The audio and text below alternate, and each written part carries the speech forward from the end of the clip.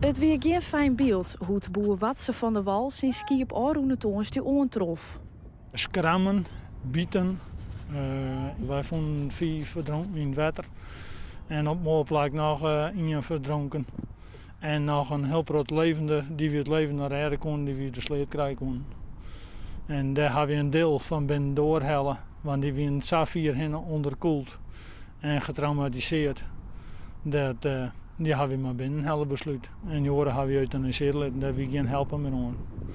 De hoed lieken op plakken van Gotjepannen. Boer Jan van der Wal went het een stukje verderop en trof hetzelfde lot. Hij had zijn ram nou binnenhellen om zijn verwoeningen ha en onsterkje matten. 12 van zijn skiep had het net hellen. Ik had de hele dag net beroerd van geweest. Want ja, als het zo dichtbij komt, is het al net best wel. Als dat tenminste een wolwest is, dat weet je nooit. Dat weet ik net eerder als januari. Maar dat wordt heel lang. In beide gevallen wordt er DNA-onderzoek dien terug de organisatie bij 12.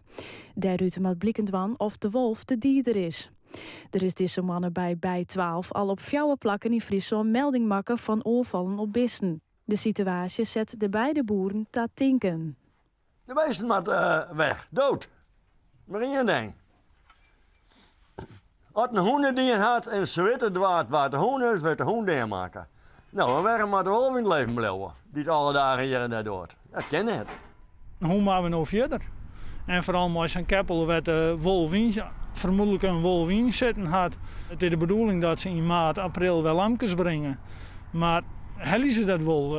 Smieten ze aan net de vruchten er al uit. Wat tot dus nog te wachten in dat echtpunt? Ja, daar moet je me wel zwaar genomen.